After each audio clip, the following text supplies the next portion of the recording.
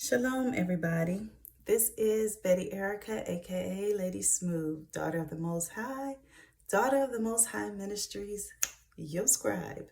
And I just want to quickly come on here and say, I am doing a series, guys. So this is not a lesson just yet, but I'm warning you guys. Well, not warning, but preparing you guys for the exciting series I'm going to do. I'm doing it in sessions. It's just going to be specifically on this topic. Now, the name of the series is called America is Biblical Ancient Egypt. Okay.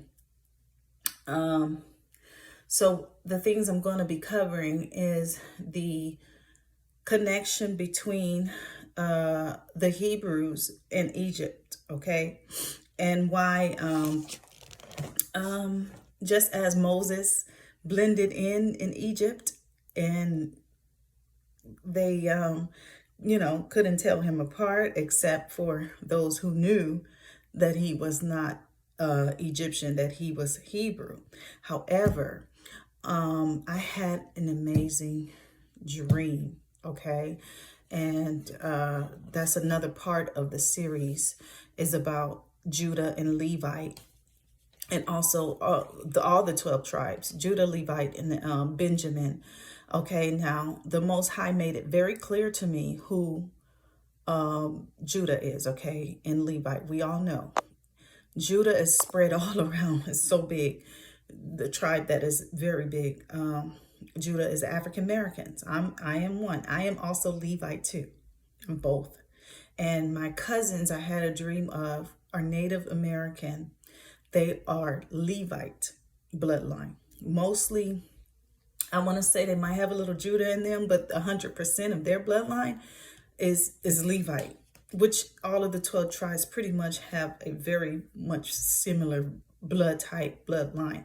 But for the household and the DNA, it's so interesting what the Most High was showing me. So the reason why I'm doing this series as well is I got this interesting book, and it's called Jubilee, okay? And it is the emergence of African American culture. And as I also had a dream about getting this book because the place that I get it from is my group at Soul Folks in Leimert Park. However, I was praying like, Lord, let it still be there. Let it still be there. And the Most High gave me dreams like, go get that book. I want to show you something. So let me give you guys a little glimpse. I'm trying to hurry up because my daughter is bringing my granddaughter and I don't want her to walk in on the video. So when you see, you're going to see historical pictures and everything talking about the Atlantic slave trade.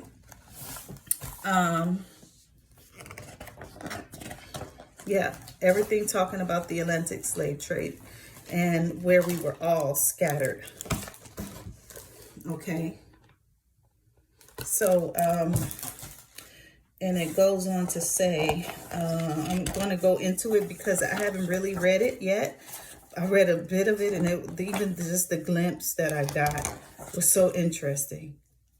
It's so interesting. So it talks about the Atlantic slave trade, the introduction, Africa, the long march, the middle passage, the price of chains, routes to freedom. Okay, so it's called Jubilee, and I actually have Jubilee in my Sefer. Okay, but this is pertaining to after the Atlantic slave trade, and this is from the New York Public Library. Okay, we're not going to be seeing these things anymore. These are golden now. Okay, so yeah. Another thing I wanted to mention. The reason why I'm talking about this. So first I'm going to read, maybe I'll come back to that and make another video. Should I? Exodus, if I have time. Please let me have time, Father. Exodus. I feel so rushed. Okay, No.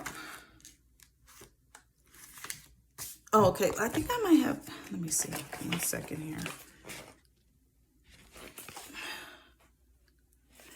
Oh, yep, got it. Okay, so Exodus, read Exodus chapter 2, verse 11. And it came to pass in those days when Moses was grown that he went out unto his brethren and looked on their burdens. And he spied a Egyptian, a Mizmarim, and smitten. And the Egyptian smitted the ivory, which is the Hebrew, one of the brethren. And he looked this way and he looked that way. He looked around to see if someone was around. Now, that's me paraphrasing. When he saw that there was no man, he slew the Egyptian and hid him in the sand. Okay. And when he went out the second day, behold, 2 men of the Hebrews strove together, and he said to him that did the wrong, wherefore smite you your fellow? In other words, he's talking to the other Hebrew men that he saw passing by. Why are y'all fighting? Why would you do that to each other? You guys are brethren. And one of them said, another stiff-necked one, probably, who made you a prince and a judge over us? Intended you, in other words, you intend to kill me as you killed the Egyptian? And Moses feared and said, surely this thing is known. In other words, they know what I did. So that's how much they blended in back then. Okay. Dark skin Egyptians and dark skin Moses. Okay. The King James Version said, and he went out the second day, behold, 2 men of the Hebrew strove together, and he said to him that did wrong, wherefore smitest thou thy fellow? And he said, who made thee a prince and a judge over us? Intendest thou to kill me as thou killedest the Egyptian? And Moses feared and said, surely this thing is known. Now, the reason why I'm reading that, because that's the start to my entry of what I'm going to be presenting to you all. Now, the thing I want to talk about is Memphis, Tennessee. Okay, Memphis, Tennessee. Now, back in Egypt, ancient Egypt, there was a place called Memphis. Okay, and this is probably going to be a part 2 because I don't want it running into my kids coming to pick me up. Well, bring my granddaughter. Okay, the ancient city right here, this is what I have, okay? When I was doing research on the ancient city of Memphis in Egypt, it says the ancient city of Memphis, Egypt was the first capital of the country for most of the pharaonic period, okay? Then I read a article on the CBS News, okay? We know that some of these news lie, but for some reason they don't really listen to CBS as much. Maybe CBS tell more truth than all of the other newscasters like Fox and all that other stuff, I don't know. So it says ancient Egyptian artifacts up to 3,000 years old seized by federal agents in Tennessee. See, they want to cover up. One day it was Christopher Columbus Day, and I was going to the bank, and I forgot that it was Monday, and it was I think it was on a Monday, and it was Christopher. No, it wasn't a Monday.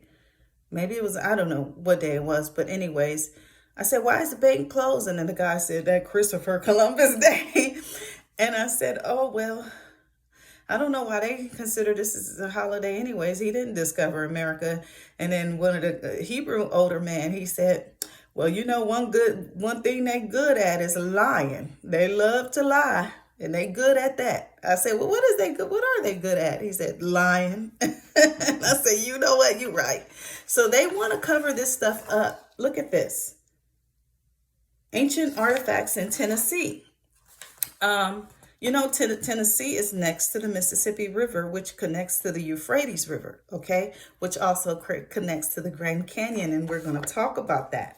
Now, I want to keep going, and it says a stone sculpture that arrived in Memphis, Tennessee earlier this month was discovered to be centuries old artifacts from Egypt. After properly identifying the object, U.S. Custom and Border Protection CBP officers confiscated it according to the statement of the agency. Look how much they want to cover things up. See, we are on top. America is Egypt, okay? The Father said in Deuteronomy 28, I will send you back to Egypt by way of ships, okay? So I'm going to read that as well. But before, this is a series, so let me take my time and I'm going to put everything together. So they want to seize it, right? But I want to also show you guys this. The Mississippi, the Euphrates and the Nile are the Mississippi and Colorado rivers, and the Red Sea is the Sea of Cortez. So it says, okay, Mississippi is the Nile. Okay, then it has Memphis and Thebes, which is also ancient Egypt, okay? That's why it's so much killing in Memphis, Tennessee. This is what you guys don't understand. That's why it's so much killing in Memphis, Tennessee. And anywhere the Hebrews are, where there's a collective of Black folks, they wanna take us out. Okay, the only other place like besides Texas, Atlanta is thriving big time. And guess what? They flooded the place with AIDS. Okay, however it got around through people being so promiscuous, they must have brought it there. Okay, however, yeah, they said that's the main place that have so much HIV. You know, sadly to say, for those who live in Atlanta, just keep to yourself. Yeah, because they just want to destroy our bloodline, but the Most High will restore us. So don't be completely hopeless, because when we go to the second Exodus, there will be restoration and healing, as I done that video before. Now take a look at this, guys. Look at this very closely. Let me see if I can get a better view. Hold on, just take a look at that. All of this stuff is known to the public. You just have to do extensive research because they try to hide things. But the Most High said knowledge will go to and fro. That's the internet. As long as the internet is around, you're going to get that knowledge. You keep digging and digging and digging, it's going to be there no matter what. Even if they want to keep on covering us, our identity, it's going to be known, okay? It's going to be known. And to be continued. This is part 1 to the series. Stay tuned for part 2. Shalom.